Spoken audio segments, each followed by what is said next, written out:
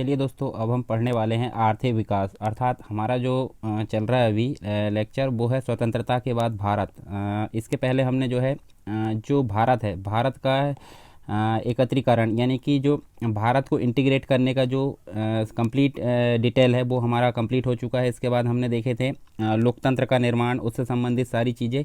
और अब हम आज पढ़ेंगे क्या, आर्थिक विकास के बारे में। अब इसके अंतर्गत आर्थिक विकास और नियोजन के बारे में हम सारी चीज़ जानेंगे। अर्थात इंग्लिश में अगर बोले तो इकोनॉमिक डेवलपमेंट एंड प्लानिंग के बारे में हम पढ़ेंगे। तो इसमें हम क्या क्या चीज़ें पढ़ने वाले हैं वो सारी चीज़ें यहाँ देख सकते हैं हम। देखिए, जैसे कि मिश्रित अर्थव्यवस्था के बारे में हम सारी चीज़ें जानेंगे। इसके अलावा नियोजन तथा इसके प्रभाव क्या हुए, साथ में हरित क्रांति के सारे पहलू के बारे में हम जानेंगे। और उसके अलावा हमारा जो रहेगा भूमि सुधार और सहकारिता। तो ये जैसे कि दुग्ध क्रांति वगैरह, जो आनंद है, आनंद जो है, अमूल जिसे हम बोलते हैं, वो सारी चीज़ें, मतलब जो ऑपरेशन फ्लड कार्यक्रम था, सारी चीज़ों के बारे में हम यहाँ पे विस्तार से जानेंगे। और ये सारी चीज़ हमारी जो है स्वतंत्रता के बाद भारत जो है उसके संबंध में जो इतिहास है वो उसके अंतर्गत हम पढ़ने वाले हैं। तो सबसे पहले हम देखते हैं मिश्रित अर्थव्यवस्था के बारे में, जो कि समाजवाद से रिलेटेड है। तो यहाँ हम बात कर सकते हैं, जैसे कि स्वतंत्रता के बाद की अगर बात करें तो अत्यधिक गरीबी, निरक्षरता तथा नष्ट हो चुके कृषि एवं उद्योग के अतिरिक्त भारतीय अर्थव्यवस्था और समाज में जो उपनिवेशवाद था, उपनिवेशवाद अर्थात जो ब्रिटिश के द्वारा जो 200 साल तक जो शासन किया गया था, तो उस समय हम देखें तो उपनिवेशवाद द्वारा जो है निर्मित संरचनात्मक विकृति ने भविष्य में एक प्रकार से जो आत्मनिर्भर विकास है उसको प्राप्त करना और भी कठिन बना दिया था, मतलब उपनिवेश के कारण। इसके अलावा हम अगर देखें तो ऐसे में भारतीय नेतृत्व के समक्ष जो है आर्थिक विकास तथा लोगों के कल्याण को सुनिश्चित करने के लिए कुछ महत्वपूर्ण चुनौतियां हमारे सामने विद्यमान थी। और इन लक्ष्यों की प्राप्ति हेतु हमारे सामने सिर्फ दो ही मॉडल थे। दो मॉडल कौन कौन से थे? एक तो उदारवादी पूंजीवादी मॉडल था, जिसके अंतर्गत देखें तो ये मॉडल आपको देखने को मिलेगा कहाँ पे, यूएसए में, यूएसए अर्थात अमेरिका में। दूसरा मॉडल जो था समाजवादी व्यवस्था, जिसे हम बोल सकते हैं यूएसएसआर, यानी कि जो सोवियत संघ था। सोवियत संघ मतलब आज की डेट में अगर बोलें तो आज की डेट में हम इसे रूस बोल सकते हैं, ठीक है। तो यूएसएसआर बोल सकते हैं हम। तो दो मॉडल हमारे सामने उपस्थित थे, एक तो उदारवादी पूंजीवादी अर्थात यूएसए वाला, और एक था समाजवादी व्यवस्था जिसको हम बोल सकते हैं सोवियत संघ अर्थात यूएसएसआर के द्वारा अपनाया गया था। आर्थिक विकास के जो सही मॉडल है उसके चुनाव के संबंध में अगर बात करें तो उसके चुनाव के विमर्श के दौरान आम सहमति थी कि भारत के विकास में आर्थिक समृद्धि तथा सामाजिक एवं आर्थिक न्याय का समावेश होना चाहिए। अतः जो बहुत कम लोग थे, बहुत कम लोगों ने ही अमेरिकी पूंजीवादी मॉडल को, अर्थात इस मॉडल को, उदारवादी पूंजी मॉडल को समर्थन दिया। और अधिकांश लोगों के द्वारा जो समाजवादी मॉडल था, जिसके अंतर्गत सोवियत संघ की बात करें तो इस मॉडल को यहाँ पर ज़्यादा सहमति दी गई। कौन से? सोवियत संघ वाले मॉडल को। इस प्रकार भारत ने केवल वाणिज्यिक लाभों पर जो है एक प्रकार से जो वाणिज्यिक लाभ थे, मतलब जो व्यावसायिक लाभ हम बोल सकते हैं, वाणिज्यिक लाभों पर आश्रित उपनिवेशवादी आर्थिक मॉडल का परित्याग किया। और इसके अलावा स्वतंत्रता के पश्चात भारत की जो लोकतांत्रिक व्यवस्था, उसमें गरीबी का निवारण तथा जो सामाजिक आर्थिक पुनर्वितरण सरकार का प्राथमिक उत्तरदायित्व बना। इसके अलावा इस प्रकार अगर देखें तो भारत ने जो है आर्थिक विकास के जो है मिश्रित मॉडल का मतलब इन दोनों को मिलाकर जो मॉडल बनेगा, दोनों के ही हम फीचर्स यहाँ देख सकते हैं, दोनों के फीचर्स हमको देखने को मिलेंगे। तो इसको हम क्या बोलते हैं? मिश्रित मॉडल की संज्ञा हम दे सकते हैं। तो दोनों की ही विशेषताएं जहाँ पे उपलब्ध थी, उदारवादी और समाजवादी। तो उदारवादी जो पूंजीवादी व्यवस्था थी और एक समाजवादी व्यवस्था थी, दोनों ही मॉडल की जो विशेषता जहाँ सम्मिलित रूप से मिली थी उसे हम बोल सकते हैं मिश्रित मॉडल। तो आर्थिक विकास का मिश्रित मॉडल का चुनाव किया गया भारत के अंतर्गत। और पूंजीवादी तथा समाजवादी दोनों प्रकार के मॉडल की कुछ विशेषताएं जो सम्मिलित रूप से हम देख सकते हैं। जैसे कि भारत में एक परिपक्व स्वदेशी उद्यमी वर्ग था, जैसे कि हम देखें जो बिरला था, बिरला की अगर बात करें, टाटा, इसके अलावा सिंघानिया, डालमिया जैन, ये सभी जो है एक प्रकार से बड़े उद्यमी वर्ग उपस्थित थे। और इस वर्ग ने जो है एक स्वतंत्र आर्थिक आधार का निर्माण किया, जो कि स्वतंत्रता के पश्चात नियोजित विकास के लिए एक उपयोगी परिसंपत्ति के रूप में था। दूसरी चीज़ अगर बात करें हम यहाँ पे, तो विकास की प्रकृति और पथ पर व्यापक सहमति, सामाजिक सहमति, जिसके अंतर्गत हम देखें प्रखर गांधीवादी से लेकर समाजवादी तथा पूंजीवादी से लेकर साम्यवादी तक सभी निम्नलिखित एजेंडे में पर जो है मतलब एक प्रकार से सहमत थे। तो यहाँ हम देख सकते हैं जैसे कि बहुत सारी सहमति थी। जैसे कि आत्मनिर्भरता की अगर बात करें, आत्मनिर्भरता की। तो आत्मनिर्भरता के आधार पर आर्थिक विकास की बहुमुखी रणनीति यहाँ बनाई गई। साथ में तीव्र औद्योगिकरण,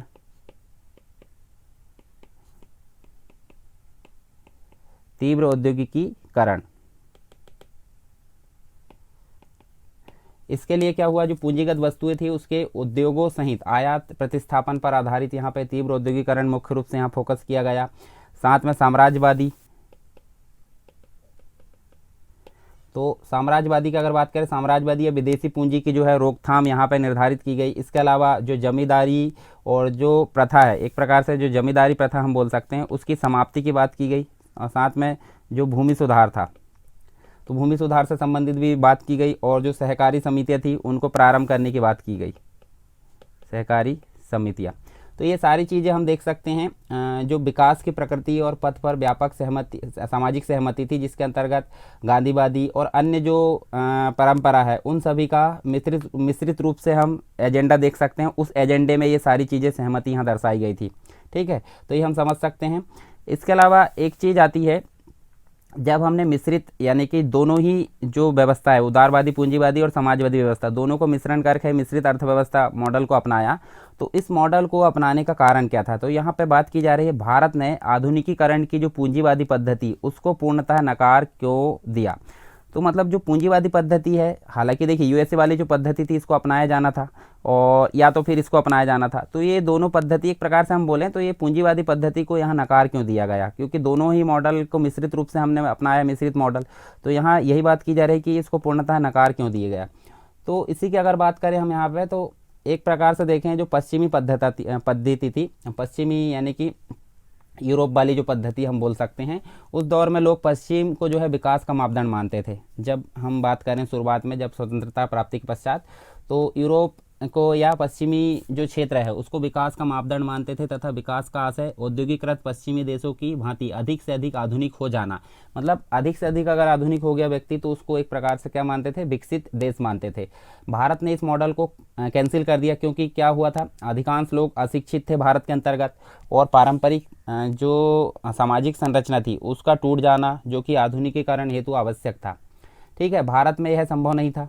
इसके साथ ही अगर देखें हम तो भारत में हम देख सकते हैं आधुनिकीकरण का संबंध जो है समृद्धि, भौतिक प्रगति एवं वैज्ञानिक तार्किकता के विचारों से था। किंतु भारतीय समाज जो कि एक पारंपरिक एवं जाति आधारित स्तरीकृत समाज था, तो इसमें मुख्य रूप से हम देखें तो संसाधनों और तथा शिक्षा की कमी थी। इस कारण यह व्यवस्था जो पश्चिमी व्यवस्था थी, आधुनिकीकरण जिसे हम मानते थे, उसके लिए हमारी जो भारत की व्यवस्था थी वो संभव नहीं थी। क्यों? क्योंकि यहाँ संसाधन तथा शिक्षा की कमी हमको देखने को मिल रही थी। साथ में हम देखें दिसंबर 1954 की अगर बात करें, दिसंबर 1954 में भारतीय संसद ने सामाजिक एवं आर्थिक नीति के उद्देश्य के रूप में समाज का समाजवादी स्वरूप को स्वीकार किया। वास्तव में हम देखें जो प्रस्तावित मॉडल था मिश्रित अर्थव्यवस्था का था, जहां ना सिर्फ निजी एवं सार्वजनिक क्षेत्र का सहअस्तित्व विद्यमान था, बल्कि दोनों को एक दूसरे का पूरक बनना था। साथ ही निजी क्षेत्र को राष्ट्रीय नीति के व्यापक उद्देश्य के अंतर्गत जितनी संभव हो उतनी स्वतंत्रता के साथ समृद्धि के लिए प्रोत्साहित किया जाए। तो हम ये डायग्राम देखकर समझ सकते हैं, जैसे कि इंडिविजुअल है, कोई व्यक्ति पर्सनल हो सकते हैं, और ये बिजनेस है, साथ में बीच में गवर्नमेंट देख सकते हैं। तो सबसे पहले बात करते हैं, जैसे कि मान लीजिए कोई व्यक्ति है, व्यक्ति यहाँ देख सकते हैं हम, देखिए बिजनेस जो है, अब एक प्रकार से जो बिजनेस है वो व्यक्तियों को क्या कर सकते हैं, इंडिविजुअल को गुड को सेल कर सकता है, मतलब अपने द्वारा जो उत्पादित वस्तु है वो किसी पर्टिकुलर व्यक्ति को सेल कर सकता है। दूसरी चीज़, जो व्यक्ति है उस गुड्स के बदले में अपनी जो कीमत है वो किसको अदा कर सकता है, बिजनेस को। पहली बात हो गई। दूसरी चीज़ यहाँ देख सकते हैं हम, देखिए पर्टिकुलर व्यक्ति जो है क्या कर सकता है, ये जो रिसोर्सेज है व्यक्ति के पास वो यूज़ करने का किसको अधिकार दे सकता है, बिजनेस को, और उसके बदले में बिजनेस उनको पे करेगा। नेक्स्ट बात अगर देखें तो गवर्नमेंट की बात करते हैं। गवर्नमेंट में देखिए जो गवर्नमेंट है वो बिजनेस करने वाले व्यक्ति को कुछ विशेष प्रकार की सुविधाएं, कुछ बेनिफिट्स प्रदान करेगा, उसके बदले में वो बिजनेस क्या करेगा, गवर्नमेंट को टैक्स पे करेगा। साथ में इंडिविजुअल की अगर बात करें, अगर कोई व्यक्ति है तो वो क्या करेगा, यहाँ देख सकते हैं गवर्नमेंट उसको जो है कुछ बेनिफिट्स प्रदान करेगी, तो उसके बदले में वो भी क्या करेगा, पे करेगा। तो यहाँ देखिए प्राइवेट व्यक्ति, निजी और गवर्नमेंट दोनों आपस में तालमेल करके क्या कर रही है, यहाँ पे पूरा जो है एक प्रकार से अर्थव्यवस्था मेंटेन हो रही है। ठीक है, तो इस प्रकार हम बोल सकते हैं ये एक प्रकार की क्या है, मिश्रित अर्थव्यवस्था। तो इस प्रकार का तालमेल बनाकर हमारे भारत में चला जाता है। इसके अलावा नेक्स्ट जो है हमारे सामने नियोजन तथा इसके प्रभाव। तो इसके अंतर्गत हम देखने वाले हैं बहुत सारी चीज़ें, जैसे कि हम पंचवर्षीय योजनाओं के बारे में जानेंगे, प्रथम, द्वितीय और तृतीय। उसके अलावा हम योजनाओं की उपलब्धियों के बारे में जानेंगे, और योजनाओं के संबंध में जो मुख्य विवाद है वो हम देखेंगे। तो हम सबसे पहले देख लेते हैं कुछ विशेष चीज़, जैसे कि यहाँ देख सकते हैं हम देखें विकास की योजनाओं के बारे में देखेंगे, नियोजन के विचार, बॉम्बे प्लान, ये सारी चीज़ों के बारे में हम देख लेते हैं। तो जब नियोजन की बात की गई तो उस समय इस बिंदु पर सर्वसहमति थी कि सरकार जो है एक प्रकार से विकास की योजनाएं उसको बनानी चाहिए। अब विकास की योजनाएं किसको बनानी चाहिए? सरकार को। ठीक है, निजी क्षेत्र को बनानी चाहिए क्या? नहीं। तो यहाँ पे बात की गई, और यहाँ तक कि जो है एक प्रकार से अर्थव्यवस्था के पुनर्निर्माण की प्रक्रिया किस पर आधारित थी? नियोजन के विचार। और नियोजन का विचार जो था 1940 से 1950 के दशक में पूरे विश्व में उसको व्यापक समर्थन प्राप्त था नियोजन के विचार पर। क्यों? क्योंकि हम देख सकते हैं लगभग 1930 के आसपास जो है महामंदी का दौर चल रहा था यूरोप में। ठीक है, तो उसी के फलस्वरूप पूरे विश्व में इसका समर्थन किया गया नियोजन के विचार पर। और यूरोप में महामंदी के अनुभव, जापान और जर्मनी में युद्ध के बाद जो पुनर्निर्माण है, तथा सबसे अधिक जो है सोवियत संघ ने एक प्रकार से देखें तो 1930 से 1940 के दशक में प्रतिकूल परिस्थितियों के बाद भी शानदार आर्थिक समृद्धि जो है उसके मतलब एक प्रकार से सर्वसहमति का मार्ग प्रशस्त किया था। इसके अलावा आमतौर पर अगर देखें हम तो यह माना जाता था कि बड़े जो उद्यमी नियोजन है मतलब एक प्रकार से देखें जो नियोजन है उसके विचार के विरोधी थे, किंतु भारत के जो बड़े उद्योगपति थे, भारत के बहुत सारे बड़े बड़े उद्योगपति थे, उन्होंने जो है एक प्रकार से 1944 में एक साथ आए और देश में जो है एक योजनाबद्ध अर्थव्यवस्था को स्थापित करने के लिए एक संयुक्त रूप से प्रस्ताव तैयार किया एक प्रकार से। तो उस प्रस्ताव को यहाँ बोला जाता है बॉम्बे प्लान के नाम से जाना जाता है।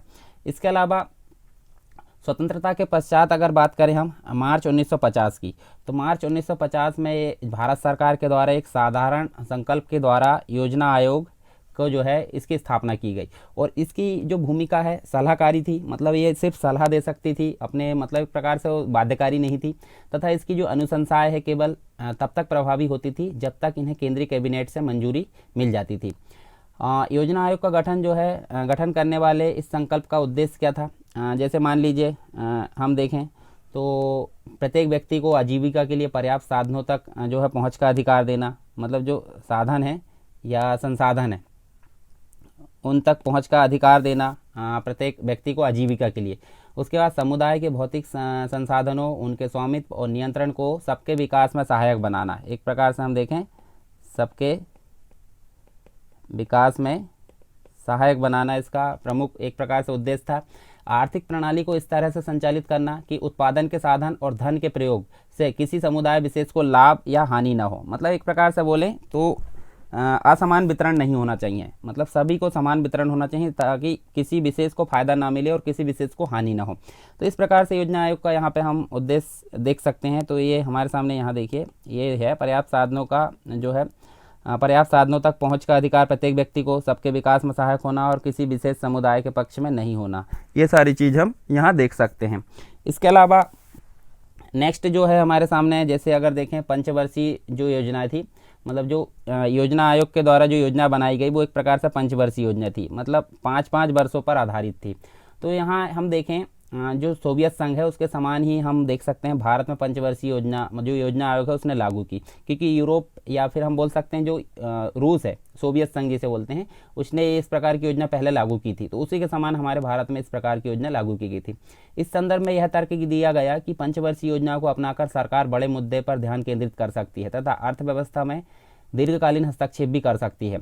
तो हम देखें अगले 5 वर्षों के लिए समस्त आय और व्यय के लिए एक विस्तृत योजना तैयार करने की आवश्यकता पर बल दिया गया, और इन्हीं के अंतर्गत हम देख सकते हैं पंचवर्षीय योजनाओं को पारित किया गया। और इसमें बजट को 2 भागों में बांटा गया। कौन कौन से? एक तो नियोजित था और एक था गैर नियोजित। तो नियोजित की अगर बात करें तो नियोजित जो था एक प्रकार से पंचवर्षीय योजनाओं जो पंचवर्षीय आधार पर खर्च किया जाना था, मतलब पहले से ही नियोजित कर लिया गया था। और जो गैर नियोजित था वो नियमित कार्यों के लिए यहाँ पर हम देख सकते हैं प्रयोग किया जाना था। 2 चीज़ें हम यहाँ देख सकते हैं। तो ये सारी चीज़ हमारी कुछ विशेष चीज़ें हो गई। अब हम पहली पंचवर्षीय योजना के बारे में कुछ जानकारी देखेंगे। तो पहली पंचवर्षीय योजना आपको ड्यूरेशन देखने को मिलता है 1951 से 1956। क्यों? क्योंकि 5 वर्ष का ये ड्यूरेशन रहता था। तो 51 में शुरू हुई थी और 56 में एंड हो गई थी। इसमें हम देख सकते हैं इसका जो ड्राफ्ट व वास्तविक योजना है वो कब पारित की गई, यहाँ पे मतलब जारी किया गया दिसंबर 1951 में। जो कई शिक्षाविद थे, पत्रकार थे, सरकार और निजी क्षेत्र के जो कर्मचारी थे, उद्योगपति थे, किसान, राजनेता आदि सभी क्षेत्रों के लोगों द्वारा इन दस्तावेजों पर व्यापक विचार विमर्श किया गया, जो ड्राफ्ट तैयार किया गया था। और ये जो व्यवस्था थी, मतलब जो पंचवर्षीय योजना थी, वो हैरड डोमर मॉडल पर आधारित थी। ठीक है। और 1951 से 56 तक इसका जो है एक प्रकार से ड्यूरेशन था। और उद्देश्य क्या था इसका? उद्देश्य की अगर बात करें हम यहाँ पे, तो अर्थव्यवस्था को गरीबी के दुष्चक्र से बाहर निकालना इसका प्रमुख उद्देश्य था। और एक प्रकार से जो अर्थशास्त्री है, मुख्य युवा अर्थशास्त्री KN राज, उन्होंने कहा है कि भारत को पहले 2 दशकों में धीमी गति से आगे बढ़ना चाहिए। क्यों? क्योंकि एकदम से अगर उड़ान भरेंगे तो उसमें गिरने का डर रहता। तो उन्होंने कहा था कि जो पहले 2 दशक है उसमें धीमी गति से उसको उड़ान भरना चाहिए या आगे बढ़ना चाहिए, क्योंकि विकास की तीव्र गति लोकतंत्र के लिए एक संकट का रूप धारण कर सकती है या संकट उत्पन्न कर सकती है। तो हम बात करें पहली पंचवर्षीय योजना की, तो पहली पंचवर्षीय योजना में हम देख सकते हैं यहाँ पे देखिए कृषि क्षेत्र। तो कृषि क्षेत्र को संबोधित किया गया है, जिसमें हम देखें तो बांधों का निर्माण और सिंचाई पर जो है एक प्रकार से निवेश करने की बात की गई, निवेश को सम्मिलित किया गया। देश के विभाजन ने कृषि क्षेत्र को सर्वाधिक भयावह तरीके से प्रभावित किया तथा जो है इस पर शीघ्र ही ध्यान केंद्रित मतलब एक प्रकार से ध्यान दिए जाने की आवश्यकता थी। तो जवाहरलाल नेहरू के द्वारा एक जो है बात कही गई आधुनिक भारत के मंदिर। तो आधुनिक भारत के मंदिर की संख्या दी गई उनके द्वारा जो है भाखड़ा नांगल बांध को। ठीक है। तो भाखड़ा नांगल बांध के लिए बड़ी मात्रा में धन आवंटित करना इसके अंतर्गत प्रमुख उद्देश्य रखा गया। इसके साथ ही पहली पंचवर्षीय योजना में देश के विकास के लिए जो है भूमि सुधारों पर ध्यान केंद्रित किया गया। और योजना जो निर्माता थे उनके मूलभूत उद्देश्यों में देखें तो एक प्रकार से राष्ट्रीय आय के स्तर को ऊपर उठाने की बात कही गई। 1950 के दशक में व्यय का मूल स्तर बहुत कम था, अतः जो योजना निर्माता थे उन्होंने बचत को जो है बढ़ाने पर बल दिया या बचत के बढ़ावे पर बल दिया। उनके प्रयासों से बचत में वृद्धि हुई और यह वृद्धि तीसरी पंचवर्षीय योजना तक जारी रही, क्योंकि तीसरी पंचवर्षीय योजना के पश्चात हम देख सकते हैं पाकिस्तान चीन युद्ध देख सकते हैं। उसके अलावा हम जो अकाल पड़ा था, भारी अकाल भारत में, तो उसके अंतर्गत हमको कुछ गिरावट देखने को मिलती है, तो वो भी हम आगे पढ़ने वाले हैं। हालांकि बाद में इसकी जो है मतलब जो तीसरी पंचवर्षीय योजना तक हम देखें तो जो बचत है उसकी वृद्धि देखने को मिली, पर आगे जाकर जो गिरावट देखने को मिलती है। तो ये पहली पंचवर्षीय योजना के बारे में देखें। अब बात करते हैं हम दूसरी पंचवर्षीय योजना के बारे में। तो दूसरी पंचवर्षीय योजना की जो ड्यूरेशन है वो यहाँ देखने को मिलता है 1956 से लेकर 1961 तक, ये 5 वर्षों की ये भी। और यहाँ द्वितीय योजना जो मुख्य रूप से केंद्र बिंदु उसका था या मुख्य रूप से केंद्रित थी भारी उद्योगों के पर बल दिया, यानी कि भारी उद्योगों के विकास पर यह प्रमुख यहाँ पे फोकस था। और इसका निर्माण जो है PC महालनोबिस, ये जो पर्सन दिख रहा है आपके सामने, ये PC महालनोबिस यानी कि प्रशांता चंद्रा महालनोबिस इनका पूरा नाम है। और इनके नेतृत्व में जो कुछ अर्थशास्त्री थे एवं योजना निर्माता थे, उनके एक दल ने इसका जो है निर्माण किया था। और पहली जो योजना थी उसमें अपनाया गया धैर्य के विपरीत दूसरी योजना में सभी संभावित दिशाओं में परिवर्तन करने के लिए एक प्रकार से त्वरित परिवर्तन लाने का यहाँ प्रयास किया गया। 1955 की अगर बात करें तो कांग्रेस पार्टी ने दूसरी योजना के मसौदे को अंतिम रूप देने के पहले कदम के पास अगर देखें तो जो अवाड़ी है, अवाड़ी नाम की एक जगह, उसमें एक प्रस्ताव पारित किया और उसमें जो है समाज के समाजवादी प्रतिरूप के लक्ष्य मतलब जो अपना लक्ष्य है उसकी घोषणा की। और यह दूसरी योजना में प्रत्यक्षतः परिलक्षित हुआ। सरकार ने जो है घरेलू जो उद्योग थे उनको संरक्षण प्रदान करने के लिए एक प्रकार से आयात शुल्क लगाया गया। इसने घरेलू उद्योगों की समृद्धि में सहायता की। और इस कालखंड की अगर बात करें मतलब इस समय काल की अगर बात करें उसमें बचत और निवेश में काफ़ी वृद्धि हुई। इसके अलावा कुछ जो उद्योग थे उद्योगों का विकास भी हुआ, जैसे कि हम देख सकते हैं सार्वजनिक क्षेत्र के उद्योग जैसे विद्युत है, रेलवे है, विद्युत उद्योग, रेलवे उद्योग, इस्पात उद्योग, मशीनरी उद्योग और संचार उद्योग, इन सभी उद्योगों का काफ़ी विकास हमको यहाँ पे देखने को मिलता है। हम मुख्य रूप से फोकस बोल सकते हैं, पहली जो योजना थी वो कृषि पर फोकस थी, दूसरी योजना उद्योगों पर फोकस थी। चलिए आगे देखते हैं, तीसरी पंचवर्षीय योजनाओं के बारे में जान लेते हैं। तो तीसरी पंचवर्षीय योजना जो है हमको देखने को मिलती है 1961 से लेकर 1966 तक, 5 वर्ष का ड्यूरेशन यहाँ देखने को मिलता है। और तीसरी पंचवर्षीय योजना हेतु एक अंतर्निहित धारणा यह थी कि जो भारत है, भारत की अर्थव्यवस्था अब उड़ान भरने को तैयार है। और इसमें मुख्य रूप से जो है हम देख सकते हैं भारत को आत्मनिर्भर, मतलब यहाँ पे भारत को आत्मनिर्भर और जो अपने लिए उत्पादन के लिए, मतलब अपने लिए पर्याप्त उत्पादन में समर्थ, जो उत्पादन अपने लिए मतलब जितना भारत को लगता है उसके लिए समर्थ बनाने का यहाँ लक्ष्य तय किया गया। और मुख्य रूप से प्राथमिकता दी गई यहाँ पे खाद्य आपूर्ति को बढ़ाना, मतलब कृषि से संबंधित, और इसके अलावा निर्यात और उद्योगों को समर्थन देना, ये प्रमुख रूप से यहाँ पे प्राथमिकता दी गई। इसके अलावा यह योजना अपने लक्ष्यों की पूर्ति के लिए तो असफल रही, ये हम देख सकते हैं। अब क्यों असफल रही, तो उसके लिए कारण हमारे सामने देखने को मिलेंगे। चीन का जो युद्ध है, भारत के साथ चीन का युद्ध हो जाता है 1962 में। इसके अलावा 1965 में पाकिस्तान के साथ युद्ध हो जाता है। साथ ही 1965 से 66 के ड्यूरेशन में गंभीर अकाल देखने को मिलता है। तो इस कारण जो है ये जो योजना है ये अपने जो लक्ष्य है उसको पाने में असफल होती है, और इसी के कारण हमको योजना अवकाश देखने को मिलता है 66 से लेकर 69 तक। तो ये सारी चीज़ हमने देखे तीसरी पंचवर्षीय योजना के बारे में। इसके अलावा हम देख सकते हैं कुछ और चीज़ें, जैसे कि 1947 से 1965 की योजनाओं की उपलब्धियों के बारे में। तो यहाँ हमको बहुत सारी चीज़ यहाँ देखने को मिलती है, जैसे कि पहली चीज़ अगर देखें, बचत एवं निवेश की दर में वृद्धि, अर्थात विकास दर बढ़ने के लिए निवेश दर बढ़ाना आवश्यक था। तो इस अवधि की जो महत्वपूर्ण उपलब्धि यही मानी जाती है, बचत एवं निवेश दरों में वृद्धि। इसके अलावा जो भूमि सुधार है उसकी अगर बात करें तो कृषि क्षेत्र में आज़ादी के बाद जो है व्यापक भूमि सुधार लागू किए गए। ग्राम स्तर पर कृषि विकास के लिए तथा सामुदायिक विकास से संबंधित कार्यों का जाल बिछा दिया गया। सिंचाई, ऊर्जा, कृषि अनुसंधान आदि क्षेत्रों में अगर देखें आधारभूत रचना के विकास के लिए बड़े पैमाने पर निवेश किया गया। इन सारे कदमों के फलस्वरूप खेती का काफ़ी विकास हुआ। और अगर बात करें हम 1965 की, तो 1965 से लेकर 1966 को छोड़कर प्रथम 3 योजनाओं के दौरान हम देखें तो कृषि का जो है 3% यहाँ पे हमको देखने को मिलता है बढ़ोतरी या वार्षिक दर के रूप में बढ़ावा देखने को मिलता है। इसके अलावा उद्योगों का विकास हम देख सकते हैं। देखिए प्रथम 3 योजनाओं में उद्योगों का विकास हुआ और कृषि का भी हम साथ में विकास देखने को मिलता है। उद्योगों के साथ साथ में कृषि का विकास देखने को मिलता है।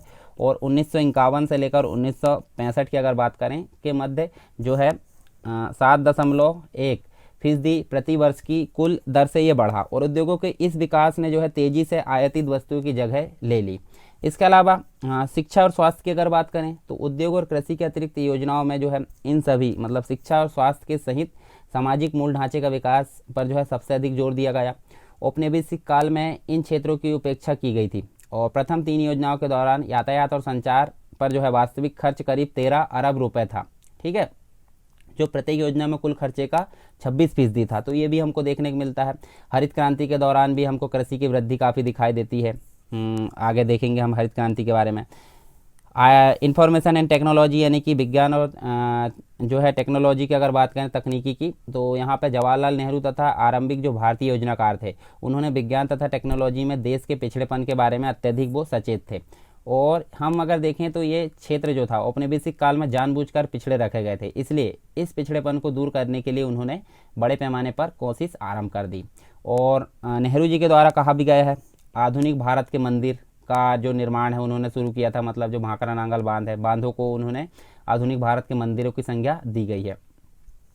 इसी के अलावा हम देख सकते हैं जो यहाँ ये हमने देखें वैज्ञानिक एवं औद्योगिक शोध परिषद, जिसे हम CSIR बोलते हैं, CSIR। अच्छा, CSIR का फुल फॉर्म आप कमेंट बॉक्स में बताएंगे। तो यहाँ हम देख सकते हैं CSIR के जो क्षेत्र है उसमें मूल और व्यवहारिक शोध के लिए उच्च स्तरीय प्रयोगशाला एवं संस्थानों की स्थापना भी की गई। साथ में जो एक परमाणु ऊर्जा आयोग है जिसकी स्थापना 1948 में देखने को मिलती है। तो 1948 में की गई। इसे नाभिकीय विज्ञान तथा संबंधित क्षेत्रों में महत्वपूर्ण विकास का आधार के रूप में भी तैयार किया गया।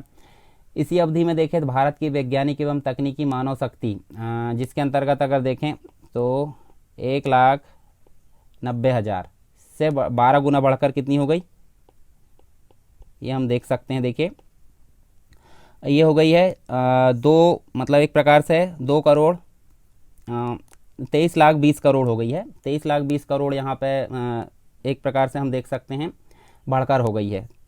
23,20,000 सॉरी 23,20,000 यहाँ पे 12 गुना बढ़कर, मतलब पहले इतनी थी और इससे 12 गुना बढ़कर कितनी हो गई है, ये इतनी बढ़ गई है। ठीक है, इसके अलावा कुछ और चीज़ें जैसे कि पंचवर्षीय योजनाओं से संबंधित कुछ विवाद हमको देखने को मिलते हैं, जैसे कि कृषि वर्सेस उद्योग और निजी वर्सेस सार्वजनिक क्षेत्र।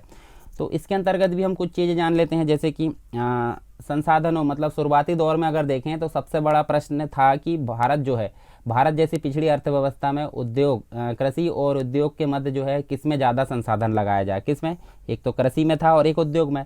दोनों में ये विवाद मचा था कि मतलब एक प्रकार से पहले मतलब कृषि में लगाया जाए या फिर उद्योग में लगाया जाए। तो कई लोगों का मानना था कि जो दूसरी पंचवर्षीय योजना उसमें कृषि के विकास की रणनीति का अभाव था, मतलब यहाँ पे जो है दूसरी पंचवर्षीय योजना में कृषि से संबंधित जो है ज़्यादा ध्यान नहीं दिया गया, और इस योजना के दौरान उद्योगों पर जोर देने के कारण कृषि और ग्रामीण इलाकों में क्या हुई, हानि देखने को मिलती है, ये कुछ लोगों का कहना है। जैसे एक व्यक्ति है JC कुमारप्पा, जो गांधीवादी विचारधारा के थे, गांधीवादी अर्थशास्त्री, इनके द्वारा एक वैकल्पिक योजना का जो है स्ट्रक्चर तैयार किया गया था, जिसमें ग्रामीण औद्योगिकरण पर जोर दिया गया था। चौधरी चरण सिंह ने भारतीय अर्थव्यवस्था के नियोजन में कृषि को जो है केंद्र में रखने की बात बड़े सुविचारित और दमदार ढंग से उठाई थी। कृषि को बढ़ावा देने के लिए चौधरी चरण सिंह के द्वारा इन्होंने कहा कि नियोजन से शहरी और औद्योगिक तबके समृद्ध हो रहे हैं और इसकी कीमत किसानों और ग्रामीण जनता को चुकानी पड़ रही है। तो ये सारी चीज़ किसके द्वारा कही गई, ये कही गई थी चौधरी चरण सिंह के द्वारा। इसके अलावा वहीं कुछ अन्य लोग की अगर बात करें तो अन्य लोगों ने औद्योगिक उत्पादन की वृद्धि दर को जो है तीव्र किए बिना गरीबी के मकड़जाल से छुटकारा जो है नहीं मिल सकता, इस प्रकार की बात कही गई। मतलब इनका मानना था कुछ लोगों का कि अगर आप उद्योगों को पर जो है उद्योगों के उत्पादन पर वृद्धि नहीं कर पाते हो तो आप गरीबी के मकड़जाल से बाहर नहीं निकल सकते। तो ये बात कही गई थी यहाँ पे। इन लोगों का तर्क था कि भारतीय अर्थव्यवस्था की नियोजन में खाद्यान्न के उत्पादन को बढ़ाने की रणनीति अवश्य ही अपनाई गई थी। राज्य ने जो है भूमि सुधार और ग्रामीण निर्धनों के बीच संसाधनों के बंटवारे के लिए जो है कानून बनाए और नियोजन में सामुदायिक विकास के कार्यक्रमों तथा सिंचाई पर जो है बड़ी रकम खर्च की बात मानी। इसके अलावा नियोजन की नीति असफल नहीं हुई, दरअसल इनका जो है कार्यान्वयन ठीक नहीं हुआ। तो ये सारी चीज़ हम देख सकते हैं कृषि बनाम उद्योग के मतलब बारे में। इसके अलावा कुछ चीज़ें जैसे कि निजी क्षेत्र बनाम सार्वजनिक क्षेत्र जो है, तो यहाँ हमको देखने को मिलेगा एक प्रकार से विकास के दो जाने माने मॉडल हमको देखने को मिलते हैं, एक तो पूंजीवादी और एक समाजवादी। तो दोनों को मिला जुला रूप हमारे यहाँ अपनाया गया था मिश्रित अर्थव्यवस्था। तो पूंजीवादी हमको USA में देखने को मिलती है और समाजवादी हमको USSR में देखने को मिलती है, मतलब सोवियत संघ में। तो दोनों की कुछ विशेषताओं को मिलाकर हमारे भारत में जो है मिश्रित अर्थव्यवस्था का पैटर्न अपनाया गया है। तो यहाँ हम देख सकते हैं मिला जुला रूप हमारे यहाँ अपनाया गया है भारत के अंतर्गत, और इस तरह के मिले जुले जो रूप है उसकी बहुत सारे लोगों ने आलोचना की है। जैसे कि हम देख सकते हैं कुछ दक्षिणपंथी हमको देखने को मिलते हैं और कुछ वामपंथी, दोनों खेमों में जो है काफ़ी आलोचना हुई है। आलोचकों का कहना था कि योजनाकारों ने निजी क्षेत्र को पर्याप्त जगह नहीं दी है, ना ही निजी क्षेत्र की वृद्धि के लिए कोई उपाय किया है। तो इस प्रकार से यहाँ बात की गई है, ठीक है, दोनों के मध्य। इसके अलावा अब हम बात करते हैं इंपॉर्टेंट चीज़ हरित क्रांति के बारे में। तो हरित क्रांति के संबंध में हम सबसे पहले इम्पोर्टेंट देख लेते हैं कुछ चीज़ें, जैसे कि भारत में जो हरित क्रांति को एक प्रकार से हम क्या बोल सकते हैं, जो सूखा था, सूखा, बाढ़, जो अन्य प्रकार की प्रॉब्लम थी, आदि जो प्रॉब्लम थी, इन प्रॉब्लमों के अंतर्गत जो है एक प्रकार से आदि समस्याओं के कारण कृषि संकट उत्पन्न हो गया था। तो कृषि संकट के कारण क्या हुई थी, अनाज आपूर्ति के लिए विदेशी सहायता पर जो है मतलब विदेशी सहायता पर निर्भर हो गया था। तो उस विदेशी सहायता को जो है एक प्रकार से भारत की निर्भरता को कम करना, मतलब अनाज की कमी होगी तो हमको सिंपल सी बात है दूसरे देशों पर निर्भर होना पड़ेगा खाद्यान्न के लिए।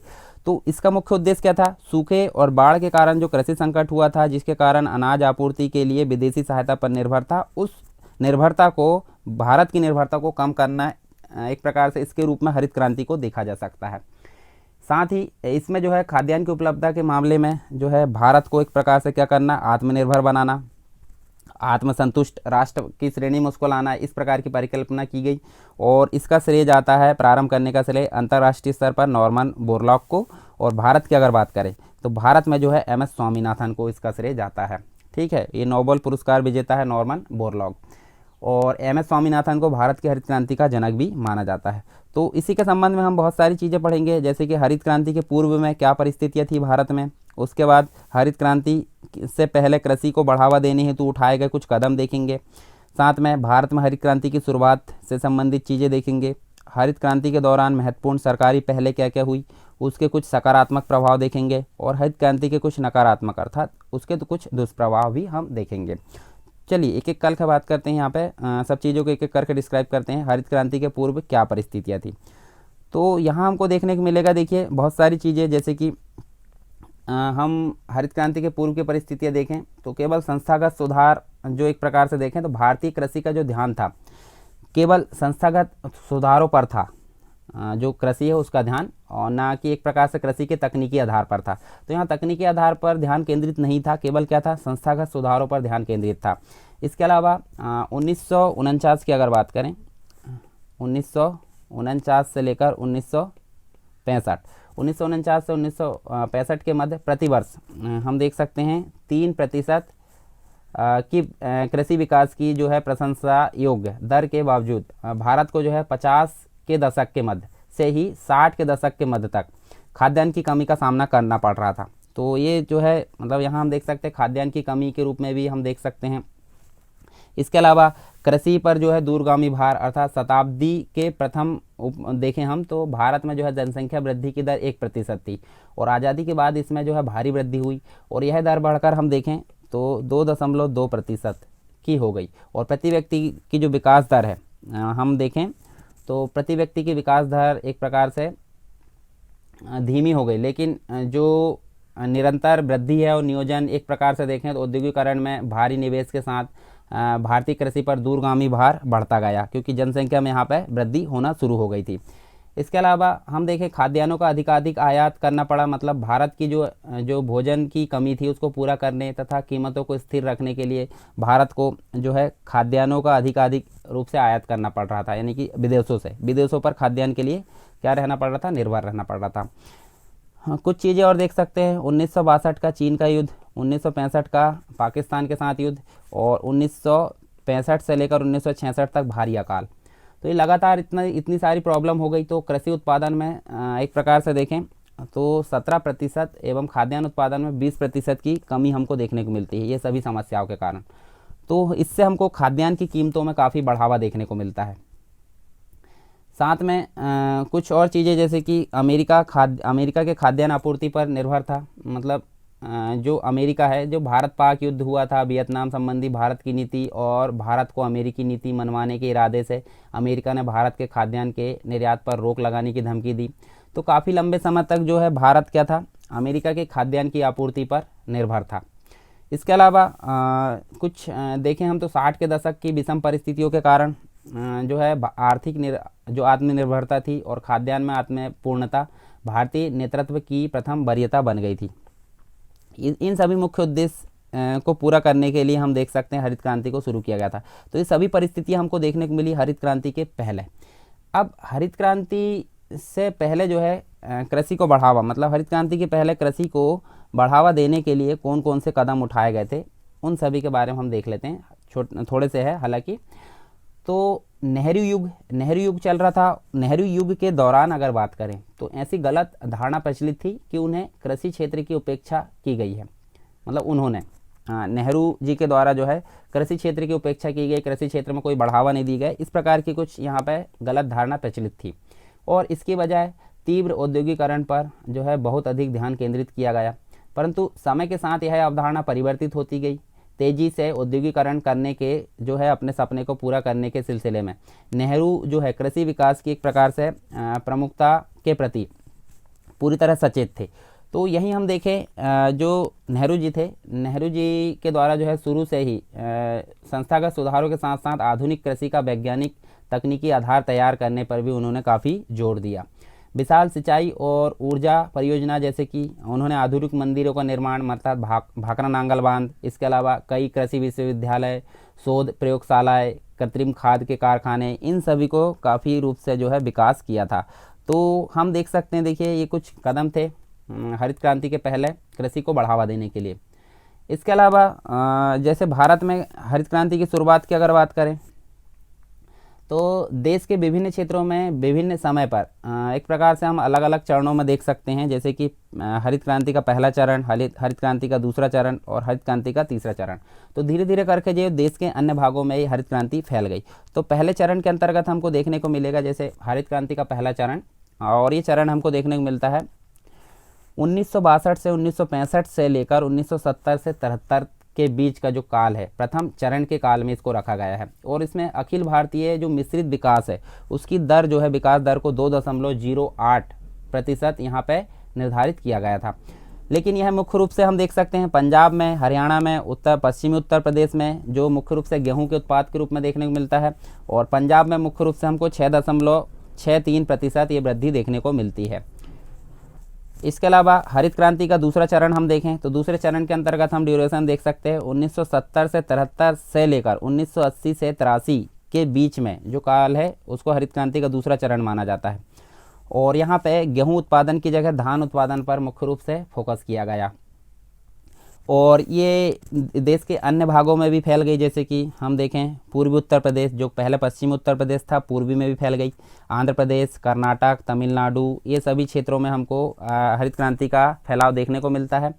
और मुख्य रूप से जो है उत्पादन हमको देखने को मिलता है, देख सकते हैं हम, देखिए महाराष्ट्र, गुजरात, आंध्र प्रदेश, इसमें खाद्यान्न जो है उत्पादन में काफ़ी तीव्र वृद्धि हुई, और फलस्वरूप हम देख सकते हैं 2.38% की जो वृद्धि है प्रतिवर्ष अखिल भारतीय विकास दर के रूप में तेज़ी से ये विकसित हुई।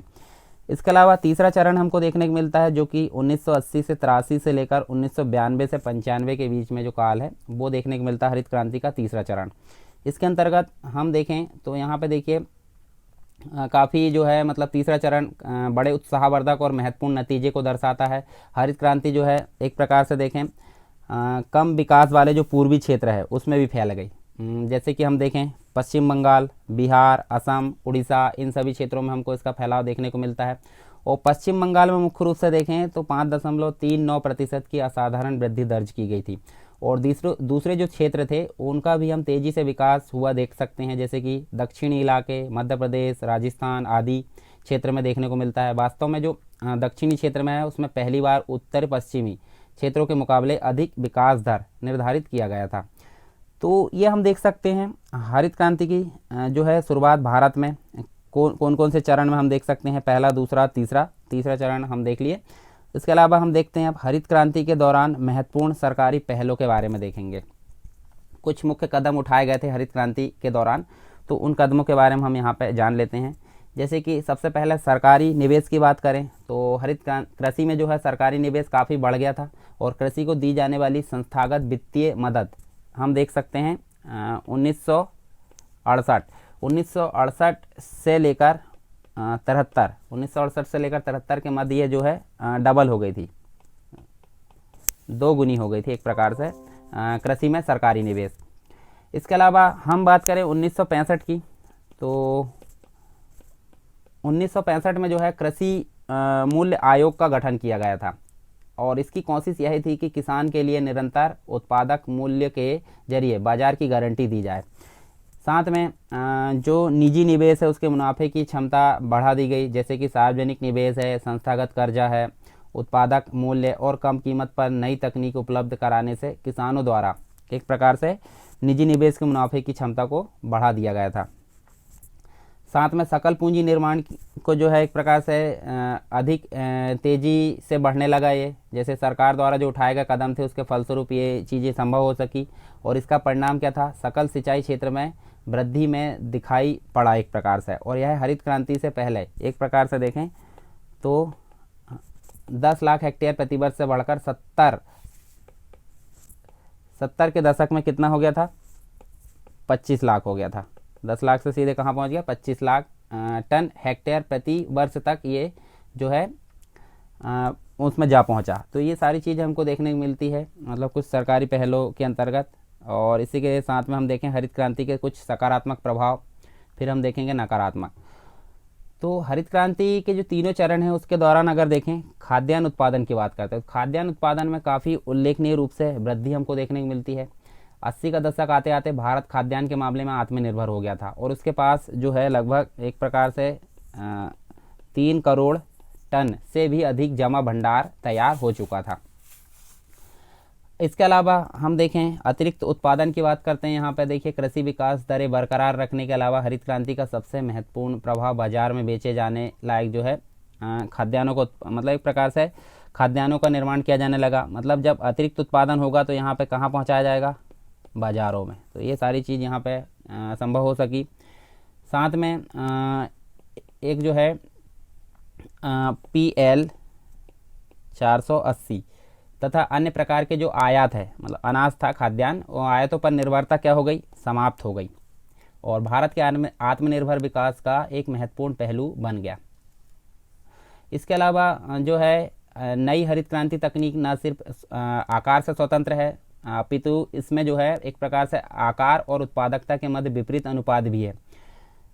यहाँ हम देखें 21% जमीन के छोटे मालिक कृषि कुल उत्पादन जो है के कुल मतलब जो 21% जमीन के छोटे मालिक जो है उसकी कृषि कुल उत्पादित मूल्य का एक प्रकार से अगर देखें 26% तक उत्पादित करने में सफल हुए। और इसके विपरीत हम देखें तो उन्होंने जो है बड़े किसानों के मुकाबले एक प्रकार से प्रति इकाई जो है ज़मीन पर अधिक कच्चे माल का निवेश किया। जितना कि बड़े किसान निवेश करते थे उसके अपेक्षा इन्होंने अधिक निवेश किया। साथ में हम देखें जोतों को बड़े किसानों को बेचना नहीं पड़ा, अर्थात हरित क्रांति ने छोटे किसानों को भूमिहीन बनाने के बजाय उसे बचे रहने में सहायता की। नई तकनीक, बेहतर बीज और अन्य कृषि सामानों के प्रयोग से छोटे किसान अधिक सक्रिय हो उठे और इस कारण उनको जो है संकट के समय भी अपनी जो जोत थी यानी कि जो खेत थी, खेत को बड़े किसानों को बेचना नहीं पड़ा जैसे कि जमींदारों के समय हुआ करता था। इसके अलावा खेती में हम देख सकते हैं, देखिए रोजगार का निर्माण, तो खेती में रोजगार पैदा करने के अलावा हरित क्रांति ने गैर कृषि ग्रामीण और अर्ध शहरी रोजगार पैदा किए। इनके द्वारा क्या हुआ, कृषि उद्योग, व्यापार, कृषि उत्पादों का जो है भंडार, खाद, कीटनाशक, दवाओं जो सभी चीज़ है उनके उत्पादन में भारी वृद्धि हुई। ट्रकों, ट्रैक्टरों, बिजली और डीजल पंपों तथा अन्य प्रकार के कृषि सामानों एवं मशीनों इत्यादि का जो है इस प्रकार से हमको रोजगार का निर्माण देखने को मिलता है। साथ में जो एक प्रकार से बहुत सारे जो सामान हैं जैसे कि हरित क्रांति के बाद जो है ग्रामीण आय में वृद्धि के फलस्वरूप गाँव में मिस्त्री, बढ़ई, दर्जी, बुनकर आदि की जो मांग बढ़ रही थी। साथ ही फैक्ट्रियों में उत्पादित उपभोक्ता सामानों जैसे ट्रांजिस्टर, रेडियो, घड़ी, साइकिल, पंखे, टेलीविज़न, वॉशिंग मशीन, मोटरसाइकिल, सिलाई मशीन आदि को लेकर जो है मतलब इन सभी को लेकर अगर देखें कार तक, कार, AC, इन सभी सामानों की यहाँ मांग बढ़ने लगी। तो ये सभी देख सकते हैं हम कृषि में बड़े परिवर्तनों के फलस्वरूप खाद्यान्नों का बड़ा स्टॉक इकट्ठा होने लगा और बड़ा स्टॉक इकट्ठा होने के कारण रोजगार पैदा करने वाले तथा गरीबी कम करने वाले कार्यक्रम आरंभ करना संभव हुआ। खासकर अगर देखें कृषि की दृष्टि से पिछड़े इलाकों में ये देखने को मिलता था। संक्षेप में कहा जा सकता है कि हरित क्रांति का जो ग्रामीण गरीबी पर गहरा प्रभाव पड़ा, यह प्रभाव जो है खाद्यान्न की अधिक उपलब्धता, भोजन की तुलनात्मक कीमतों में कमी, कृषि तथा गैर कृषि रोजगार पैदा करने, वेतनों में वृद्धि आदि के रूप में दिखाई पड़ता है। कुछ हानि भी देख लेते हैं, मतलब दुष्प्रभाव। हालांकि हानि कम देखने को मिलती है कोई भी चीज़ की, जो अच्छी चीज़ है उसकी हानि ज़रूर होगी परंतु कुछ कम होगी। तो यहाँ देखिए जो वर्ग थे, अलग अलग वर्ग और कुछ क्षेत्र थे, उन सभी के बीच में जो है हमको देखिए यहाँ देख सकते हैं हम असमानता व ध्रुवीकरण देखने को मिलता है। इनके कारण अपने अधिकारों हेतु उग्र पंथ का मार्ग अपनाने के लिए गरीब किसानों को संगठित करने का मौका जो था वामपंथी जो संगठन है उन्होंने दे दिया। तो ये एक प्रकार से क्या हुआ, मतलब जो असमानता और ध्रुवीकरण के कारण क्या हुआ, अपने अधिकारों हेतु क्या हो गए, उग्र मार्ग को अपनाया। और उग्र पंथ का मार्ग अपनाने के कारण जो गरीब किसान थे उनको संगठित करने का जो श्रेय है किनको जाता है, वामपंथी जो एक प्रकार से संगठन थे उनको ये मौका मिल गया। तो हरित क्रांति के परिणाम स्वरूप मध्यवर्गीय कृषक वर्ग का भी उद्भव हुआ। मध्यम जोत वाले इन मध्यवर्गीय किसानों को इन परिवर्तनों से काफ़ी लाभ हुआ और इसके बाद देश के कई हिस्सों में यह वर्ग राजनीतिक रूप से प्रभावशाली वर्ग के रूप में भी उभरा। कुछ और चीज़ें जैसे कि जो हरित क्रांति है उसी के समय कुछ वर्षों में अगर देखें तो पर्यावरण का जो है विनाश व कृषि विकास की काफ़ी समस्याएं हमको उभरते हुए दिखती है। रासायनिक खादों तथा कीटनाशक का भारी मात्रा में उपयोग देखने को मिलता है। खास करके हमको इसके प्रयोग से नुकसान और पंजाब जैसी जगहों में लंबे काल तक जो है उनके प्रयोग में विकास दर में ज्यों की त्यों जो है समस्याएं बनी रही। अब देखिए, ज़मीन से भारी मात्रा में जल तो निकाला गया, ठीक है, बोरवेल के द्वारा, परंतु जल पुनर्भरण की कोई व्यवस्था नहीं की गई। इसके कारण हमको जो है ये समस्या देखने को मिलती है। काश्तकार और बटाईदार थे तो ये घाटे में रहे, जिन्हें सुरक्षा नहीं मिली। भू राजस्व और भूमि का मूल्य हरित क्रांति के अलावा मतलब हरित क्रांति के इलाके में बढ़ने के साथ जो है इन तबकों पर दबाव बढ़ने लगा। साथ में अगर देखें हम तो यहाँ देखिए हरित क्रांति वाले क्षेत्रों के जो कृषक थे, हम देख सकते हैं यहाँ देखिए हरित क्रांति वाले जो क्षेत्रों के कृषक थे उन समुदायों को खुश करने के लिए अधिकतर राज्य सरकारें क्या करती थी, कृषि योग्य विद्युत आपूर्ति अनुदानित कीमतों पर या कभी कभी एकदम जो है मुफ्त करती थी। तो इससे भारतीय अर्थव्यवस्था की जो है संपूर्ण स्थिति एक प्रकार से दूरगामी रूप से प्रभावित हुई। तो ये हम देख सकते हैं कुछ इसके दुष्प्रभाव के रूप में। और इसके अलावा हमको जो नेक्स्ट देखने को मिलता है भूमि सुधार और सहकारिता के बारे में। तो इसके संबंध में हम बहुत सारी चीज़ें देखेंगे, जैसे कि भूमि सुधार के उद्देश्य देखेंगे, भूमि सुधारों का विरोध, सुधारों का कार्यान्वयन, सहकारिता, ऑपरेशन फ्लड का प्रारंभ और सहकारिता की सीमाएं। चलिए देख लेते हैं फटाफट इसके बारे में। जैसे कि आज़ादी के समय जो स्थिति थी भारत की उसके बारे में देख लेते हैं। सबसे पहले तो स्वतंत्र भारत में जो कृषि क्षेत्र है और ग्रामीण अर्थव्यवस्था के रूपांतरण को महत्वपूर्ण लक्ष्यों के रूप में देखा जा गया है। और इस संदर्भ में जो भूमि सुधार है उसमें सबसे महत्वपूर्ण कदम हम देख सकते हैं। जैसे आज़ादी के समय की स्थिति पहले देख लेते हैं। तो देखिए यहाँ पे हम देख सकते हैं भूमि का जो स्वामित्व था अत्यधिक केंद्रित था, ये हम देख सकते हैं। जमींदार काश्तकार से जो है अधिकतम हम देख सकते हैं मालगुजारी यहाँ वसूल काश्तकारों से अधिकतम मालगुजारी वसूला करते थे और मालगुजारी चुकाने के पश्चात काश्तकारों के पास पैसा नहीं बचता था। तो यहाँ पे हम देख सकते हैं कृषि का जो विकास है, कृषि विकास में कोई ये प्रयास नहीं कर पाते थे। तो इसके कारण कृषि क्षेत्र काफ़ी पिछड़ा हुआ था और उनके पास ना तो संसाधन थे हम देख सकते हैं और ना ही उनके पास कोई अच्छा ज्ञान था जिससे कि वो कृषि को और मतलब कृषि सुधार कर पाते। जोत संगठित ना होने के कारण यानी कि अलग अलग टुकड़ों में बंटी हुई थी, छोटी छोटी जो है जनसंख्या वृद्धि के कारण छोटे छोटे टुकड़ों में बंटी थी। जमींदारों की इच्छा और सुविधा अक्सर जो थी किसानों को जो है एक खेत से दूसरे खेत में स्थानांतरित कर दिया जाता था उनकी इच्छाओं के कारण। किसानों को अक्सर जो है अपने गरीब भूमिहीन समकक्षों के समान जो कृषि मजदूर के रूप में काम करके अपनी आवश्यकताओं को पूरा करना पड़ता था। तो ये सारी चीज़ हम देख सकते हैं आज़ादी के समय की स्थिति। इसके अलावा जो एक एक करके हम चीज़ें देखते हैं, जैसे कि भूमि सुधार से संबंधित। तो भूमि सुधार से संबंधित हम यहाँ 5 चीज़ें देखने वाले हैं। मध्यस्थों को उन्मूलन से संबंधित देखेंगे, हदबंदी क्या होती है, जोतों का समेकन, सहकारी सामूहिक कृषि को प्रोत्साहन और काश्तकारी का जो है निर्धारण और नियमन। तो पहले देख लेते हैं मध्यस्थों का उन्मूलन। तो यह इसलिए किया जाना आवश्यक था जो मध्यस्थों का उन्मूलन है ताकि जो भूमि है, भूमि का जो प्रबंधन था, भूमि का प्रबंधन तथा क्रियाकलाप, भूमि का प्रबंधन और क्रियाकलाप के साथ जो है भूमि के स्वामित्व को स्पष्ट किया जा सके और भूमि के स्वामी को स्वयं उस भूमि का जो है प्रबंधन और उस पर जो है क्रियाकलाप करना चाहिए। मतलब ये दोनों प्रक्रिया किसके लिए निर्धारित की गई, भूमि स्वामी के लिए। तो ये सारी चीज़ यहाँ हम देख सकते हैं। मध्यस्थों को उन्मूलन क्यों किया जाना था, ये इसके अंतर्गत ये हम देख सकते हैं मध्यस्थों को उन्मूलन। इसके अलावा हदबंदी का अगर बात करें, हदबंदी यानी कि लैंड सेलिंग, मतलब हम बोल सकते हैं जो भूमिहीन जो कृषक थे, भूमिहीन कृषक की अगर बात करें जिनके पास भूमि नहीं हुआ करती थी, भूमिहीन कृषक, तो भूमिहीन कृषकों की भूमि की आवश्यकताओं को क्या करना, पूर्ण करना, इसका मुख्य उद्देश्य था। स्वामित्व और भूमि के उपयोग में विद्यमान जो कृषि आय है उसकी असमानता को कम करना, ग्रामीण क्षेत्र में रोजगार के अवसरों को बढ़ाना, रोजगार को बढ़ाना, ये मुख्य उद्देश्य था। तो ये एक प्रकार से हदबंदी के अंतर्गत हम देख सकते हैं। और जोतों का समेकन, तो अधिक प्रभावी प्रबंधन के लिए ये काम किया जाता था। मतलब एक प्रकार से जो ज़मीन है उसका प्रभावी प्रबंधन के लिए क्या किया जाता था, जोतों का समेकन। जोत मतलब जो खेत होते हैं छोटे छोटे, ठीक है। इसके अलावा सहकारी सामूहिक जो कृषि है उसको प्रोत्साहन, तो ये वाली जो मतलब इसका जो उद्देश्य है ये वाली व्यवस्था का, तो यहाँ हम देख सकते हैं जो छोटी जोतें होती थी, छोटी जोतें मतलब छोटे छोटे जो खेत, ठीक है। तो यहाँ मैं देख लेता हूँ, ये छोटी जो जोत होती थी उसके द्वारा उत्पन्न असुविधा को दूर करने के लिए। तो इससे जो असुविधा होती थी उसको क्या करना, दूर करना, इसका मुख्य उद्देश्य था। बड़े वित्तीय संसाधनों का निवेश करना, जो संसाधन हुआ करते थे बड़े वित्तीय, उनका क्या करना, निवेश करना, और इससे क्या होना, इससे रोजगार के अवसरों का निर्माण करना, इसका प्रमुख यहाँ पे हम देख सकते हैं इसके अंतर्गत। और नीचे हम देख सकते हैं, देखिए जो काश्तकारी का निर्धारण है, तो इसके अंतर्गत जो काश्तकार थे यानी किसान हम बोल सकते हैं, तो काश्तकारों के कब्जे के अधिकारों की पुष्टि करना।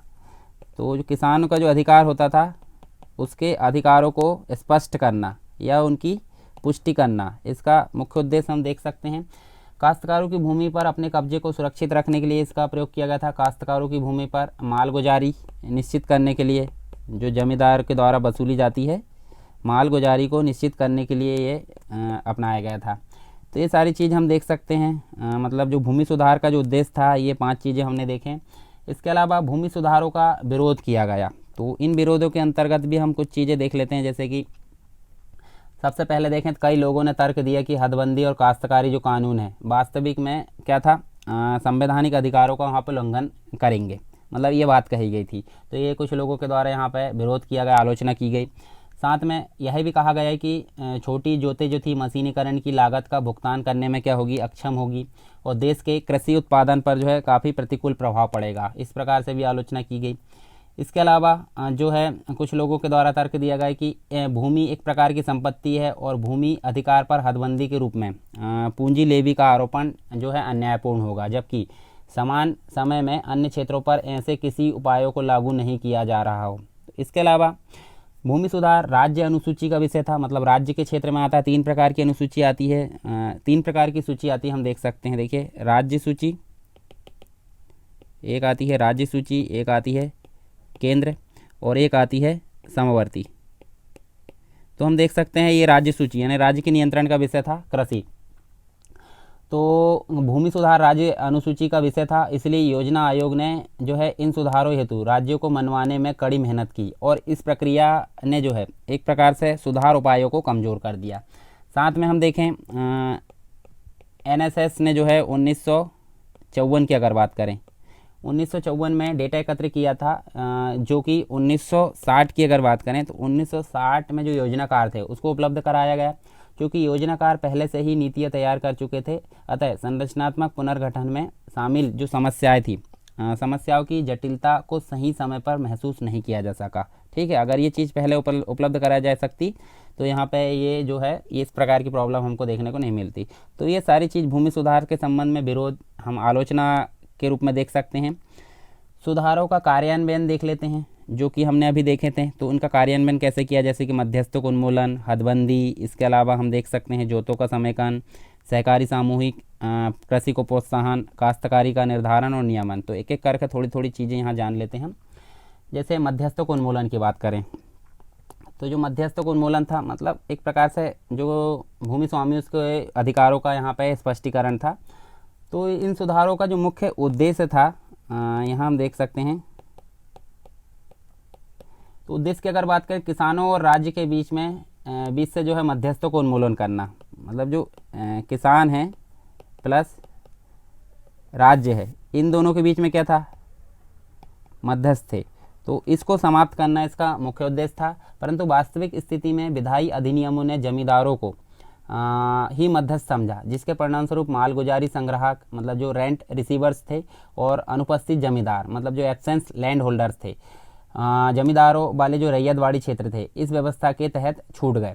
और यहाँ हम देख सकते हैं जो मध्यस्थ थे, मध्यस्थ के उन्मूलन के फलस्वरूप क्या हुआ, मध्यस्थ जो भारी मुआवजा था पाने में असफल हुए। मतलब मध्यस्थों को अब मुआवजा मिलेगा क्या, जब यहाँ पर उनका उन्मूलन कर लिया जाएगा तो मुआवजा नहीं मिलेगा, तो मुआवजा पाने में असफल रहे। और यहाँ पर यह उल्लेखनीय है कि जो कम्युनिस्ट राष्ट्र है उन्होंने बिना किसी मुआवजे के जो है इसे समाप्त कर दिया। तो ये सारी चीज़ हम देख सकते हैं। हदबंदी की अगर बात करें हम यहाँ पे, यानी लैंड सेलिंग की, तो हदबंदी के अंतर्गत हमको जो बड़े भूस्वामी हैं उनको अपनी अतिरिक्त ज़मीनें बेचनी पड़ी।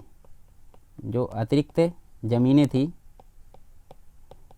बेचनी पड़ी। अब बेचनी क्यों पड़ी? जैसे कि हमने पहले पढ़ा, हदबंदी मतलब जो है भूमि, जिसके पास भूमिहीन व्यक्ति है उसको भूमि प्रदान करना। जब किसी के पास अधिक रहेगी तो दूसरे को देना पड़ेगा, तो वो उस व्यक्ति के द्वारा बेचना पड़ेगा ना। तो जो बड़े भूस्वामी हैं उनको क्या करना पड़ा, अपनी अतिरिक्त ज़मीनें यहाँ बेचनी पड़ी।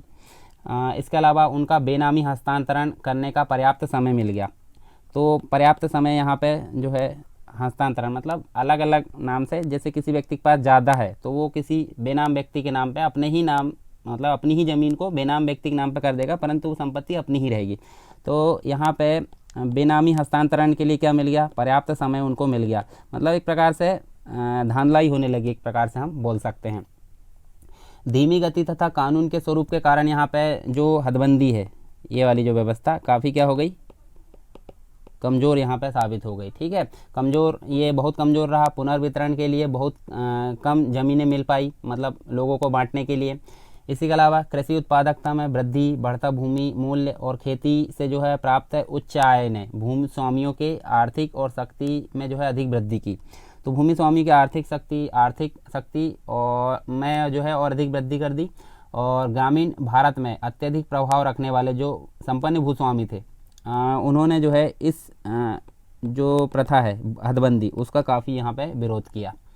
काश्तकारों की विशाल आबादी की जो भूमि आवश्यकता थी उसको पूरा करने के लिए पर्याप्त भूमि प्राप्त करने में एक प्रकार से ये जो व्यवस्था है ये काफ़ी असफल रही। यहाँ पे कानून के अनुसार अगर देखें तो गन्ना, कृषि बागानों जैसी भूमि की कुछ श्रेणियों को हदबंदी से जो है छूट प्रदान की गई थी। पर्याप्त भूमि का जो है एक बड़ा हिस्सा अतिरिक्त और आकर्षित रहा। मतलब एक प्रकार से अगर देखें जो भूमि का हिस्सा था बहुत सारा, वो क्या रहा, अवितरित, मतलब बांटा नहीं जा सका। और साथ में एक प्रकार से जहाँ खेती नहीं की जा सकती, आकर्षित रहा। मुकदमेबाजी ने जो है सुधारों के कार्यान्वयन को काफ़ी धीमा कर दिया। तो ये हमको हदबंदी की कुछ जो है कार्यान्वयन के संबंध में कुछ परेशानी अब जो भी हमको देखने को मिलता है। नेक्स्ट देखते हैं जोतों का समेकन, यानी कि कंसोलिडेशन ऑफ होल्डिंग्स। इसके अलावा देखिए इसमें देख सकते हैं हम, देखिए इसके अनुसरण में जो है कई राज्यों ने कानून बनाए। लेकिन यूपी अगर बात करें हम, यूपी, हरियाणा और पंजाब की अगर बात करें तो इन सभी को छोड़कर अन्य राज्यों में एक प्रकार से ये जो है कैसी रही, असफल रही। इन 3 राज्य को छोड़कर ये जोतों का समेकन जो है असफल रहा। अन्य राज्यों में जो है कुछ वर्षों तक यह कार्य जारी रहा, परंतु इसके बाद जो है एक प्रकार से इसकी गति जो है कैसी हो गई, कम हो गई। किसान भावात्मक रूप से अपनी पैतृक संपत्ति से जुड़े हुए होते थे, इसलिए जोतों के समेकन का लाभ उठाने में ज़्यादा इच्छुक नहीं थे। तो किसानों ने भी इसका एक प्रकार से विरोध किया, ऐसा हम बोल सकते हैं। वे किसान जिनके पास उच्च गुणवत्ता वाली कृषि भूमि थी, उन्होंने इस योजना का समर्थन नहीं किया। क्यों? क्योंकि उच्च भूमि वाली जो गुणवत्ता वाली जो मतलब उच्च गुणवत्ता वाली जो कृषि थी, उसके बदले में अगर वो खराब गुणवत्ता वाली मिल जाती तो इससे उनको प्रॉब्लम होती, इसलिए उन्होंने इसका विरोध किया। जोतों का समेकन एक प्रकार से बोझिल प्रक्रिया थी, ये बोझिल प्रक्रिया हम मान सकते हैं। और योजना का कार्यान्वयन करने वाले जो सरकारी अधिकारी आमतौर पर सुस्त और भ्रष्ट थे। सामान्य रूप से इस योजना को जो है किसानों से वांछित समर्थन और सहयोग प्राप्त नहीं था। मतलब जो किसान थे, किसान ही इस प्रक्रिया का विरोध कर रहे थे। ठीक है, और इस योजना ने मुकदमेबाजी और अदालती मामलों को जन्म दिया, जिनसे क्या हुआ, लंबे समय तक विभिन्न अदालतें में ये जो केस है लंबित रहे, और जिससे ग्रामीण क्षेत्रों में शांत माहौल को ये अशांत में कन्वर्ट कर दिया, अशांत माहौल में बदल दिया गया। सहकारिता के बारे में बात करने वाले हैं, तो सहकारिता के संबंध में हम देख सकते हैं, यानी कि कोऑपरेटिव्स की अगर बात करें तो इससे संबंधित हम देख सकते हैं जैसे महात्मा गांधी, जवाहरलाल नेहरू, समाजवादी जो थे, कम्युनिस्ट जो थे, उन सभी की अगर बात करें तो राष्ट्रीय जो आंदोलन था, मतलब राष्ट्रीय आंदोलन के कई नेता इस बात से सहमत थे। तो यहाँ देख सकते हैं हम, देखिए बहुत सारे नेता इस बात से सहमत थे, मतलब एक प्रकार से सहकारिता को लाना चाहिए भारत से, जो है मतलब सहकारिता से भारत की कृषि में बड़ी उन्नति होगी, इस प्रकार से इनका मानना था। इससे विशेष तौर पर जो है गरीबों को फ़ायदा पहुँचेगा। आज़ादी के बाद भी सहकारिता को जो है कृषि क्षेत्र में संस्थागत सुधार के लिए जो महत्वपूर्ण भाग के रूप में भी देखा जाता था। तो इसी के संबंध में हमको जो है एक प्रकार से जुलाई 1949 की अगर बात करें तो इसमें एक जो है कांग्रेस सुधार समिति के जो है कुछ सुझाव पेश किए गए, और यह समिति अपने अध्यक्ष के नाम जो है कुमारप्पा समिति के नाम से भी इसको जो है जाना जा सकता है। इसमें पहली बार वर्तमान आम सहमति से जो है आगे जाने के रुझान कांग्रेस में दिखाई दिए। समिति ने सुझाव दिया कि राज्य को कृषि के विभिन्न स्तरों के अनुरूप विभिन्न सहकारों को जो है लागू करवाने के अधिकार सौंपे जाने चाहिए। इस प्रकार से यहाँ बात की गई। प्रथम जो योजना थी, प्रथम योजना में इस प्रश्न पर अधिक बुद्धिमत्तापूर्ण विचार किया गया। योजना में छोटे और मध्यम जोतों को कृषि सहकारी संस्थाओं के रूप में भी जो है साथ आने के लिए प्रोत्साहित करने और इसमें उनकी जो सहायता है करने की बात भी की गई। तो ये सारी चीज़ यहाँ पे देख सकते हैं। फिर द्वितीय योजना की बात कर लेते हैं। द्वितीय योजना के दौरान मुख्य जिम्मेदारी सहकारी जैसे कदमों के लिए ठोस आधार तैयार करना था, जिससे लगभग 10 वर्षों के दौरान खेती की ज़मीन के जो है काफ़ी बड़े हिस्से पर सहकारी तरीके से खेती की जा सके। साथ में हम देखें 1959 की बात कर लेते हैं। जनवरी 1959 में नागपुर प्रस्ताव देखने को मिलता है। तो नागपुर प्रस्ताव में स्पष्ट रूप से कहा गया था कि गांव का संगठन पंचायतों एवं ग्राम सहकारों दोनों पर आधारित होना चाहिए। इन दोनों को अपने कार्य संपादित करने के लिए पर्याप्त अधिकार मिलने चाहिए। इस प्रकार की बात की गई थी नागपुर प्रस्ताव 1959 में। इसी के तहत हम देख सकते हैं यहाँ पे जो इस प्रकार का जो है हमको जिला सहकारी दूध उत्पादक संघ मतलब जो केरा है, केरा के अंतर्गत ये देखने को मिलता है। इसका जन्म हुआ और इसका औपचारिक पंजीकरण हम देख सकते हैं 1946 दिसंबर 1946 में हुआ। और इसने जो है एक प्रकार से आनंद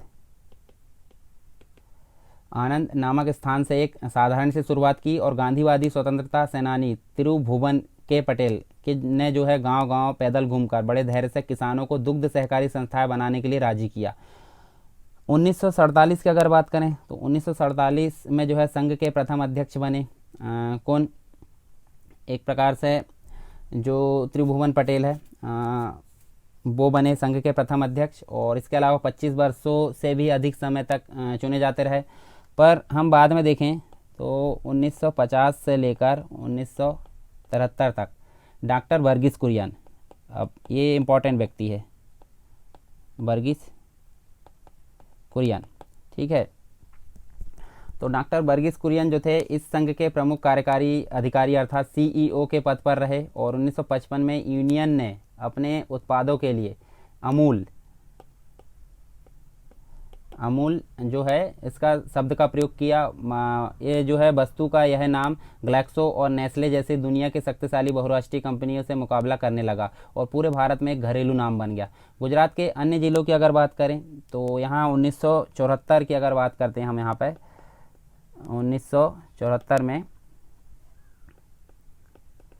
1974 में आनंद में जो है गुजरात सहकारी दुग्ध व्यापार संघ लिमिटेड की स्थापना की गई, जो जिले में सहकारों के उत्पाद बेचने के लिए शीर्ष रूप से एक संस्था थी।